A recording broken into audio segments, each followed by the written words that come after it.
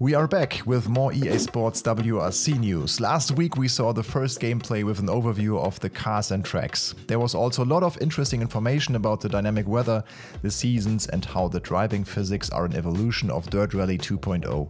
You could say the stage is set. In the latest deep dive, Codemasters showed us more features and how this stage will be filled with life to give us rally fans a nice playground for a while. Hello, I'm Michel, welcome back to Overtake. We're about to talk about some cool and surprising announcement, but first we're going to address some issues that the community has been concerned about based on the first gameplay footage shown. Number one is the movement of the vehicles in the exterior shots. They look a little stiff in some corners and roll, pitch and yaw are often hard to see. I don't want to rush to judgment without having watched a complete stage including replays. I also played Dirt Rally 2.0 again last week and it's quite similar, especially on tarmac. Fortunately, Codemasters has shown us a shot that directly compares reality and the game. In the game, the Yaris WRC seems to be glued to the ground. The real-life footage shows the car being pushed to the limit, slipping slightly on all four wheels when cornering fast, understeering slightly at the start of a corner, and then sliding out the rear when exiting. The gameplay clip also shows the car in summer, so the grip level and tires could be different. We will be taking a closer look at WRC as soon as we get our hands on it. To make sure you don't miss out, subscribe to the channel now and ring the bell. In direct comparison, however, the suspension travel and overall look of the car is very detailed. And we should not forget that Rally 1 has very stiff structures and anti-roll bars. Yeah, then not everyone is happy with the general graphical quality of the environment either. Some even say that Dirt Rally 2.0 looks nicer. I don't agree with that 100%. Our memories sometimes deceive us. This Dirt Rally 2.0 landscape, for example, doesn't exactly look groundbreaking. Maybe it's also a matter of expectation, because when we hear Unreal Engine, many of us have images of impressive demos and renderings in our heads. The video compression on YouTube also ruins a lot of fine detail, especially in racing games with their fast movements. In this scene, the textures and density of the landscape in the background look pretty good in WRC. I still wonder if small random events such as crossing animals, photographers, drones, helicopters or crashed vehicles will also appear.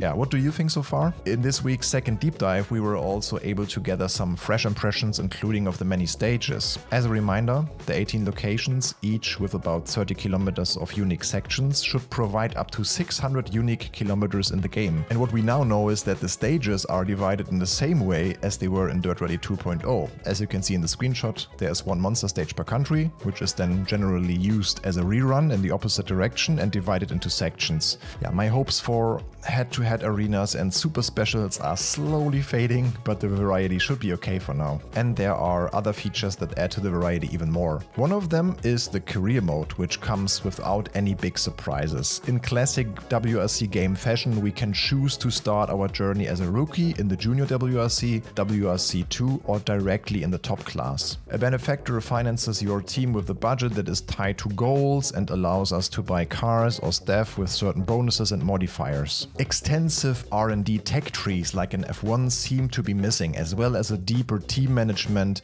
like in the Kiloton's recent WRC games. Some of the complexity comes back, however, if you opt for a builder car, which we talked about briefly last week. This feature is heavily promoted and is a nod to Colin McRae, who also built his own rally project car with the R4 in the mid-2000s. The customization options shown look really good, but I wonder why you would choose the worst engine when the top unit with the best durability costs only 3,700 more, or here with the clutch only a few hundred. It doesn't seem to be very balanced, does it? My favorite part of all of this is the interior customization, especially for those who opt for the cockpit perspective. Yeah, remember the little cockpit gadgets from Colin McRae Dirt 2? And yes, there are actually Fanatec steering wheels in real WRC cars, believe it or not. Then the Moments mode plunges us into the 50-year history of the sport. Different scenarios will allow us to take on the role of rally heroes and relive decisive moments in their careers behind the wheel. There will also be a global ranking for each of these moments, and every 24 hours a new moment will be added, accompanied by video clips from the WRC Plus TV streaming service. The new moments will remain in the game forever, or let's say in the game service lifespan and will not disappear after 24 hours. That's a really nice addition. But members of the EA Play subscription service will get even more exclusive moments. Yes, and here is the aspect you've been wondering about all along. EA's additional monetization.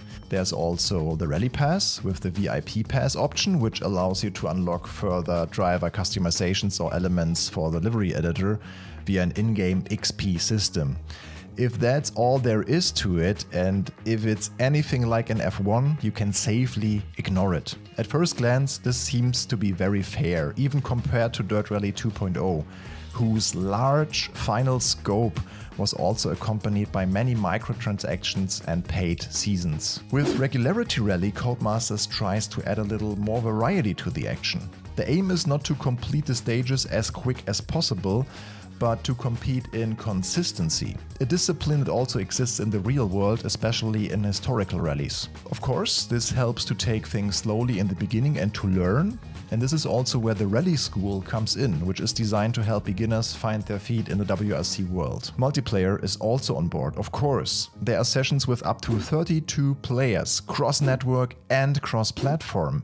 And the clubs are back. Small events with friends or whole championships with your community over weeks and months are possible. The Overtake Rally Club will be a definite. Check out our Discord channel and follow us directly on Twitch. The official Esports WRC will also return in 2024 with more information coming soon. In the meanwhile, you can go on a world record hunt via the time trials. And I've got 3 more bangers for the more tech-savvy and PC gamers. VR via the OpenVR standard will be added in 2024. There will be triple screen support at launch, and both Nvidia's DLSS and AMD's FSR upscaling technologies will be available. I have to say, so far everything sounds very solid. They seem to be listening to the fans and taking the lessons learned from the last few years into the WRC game.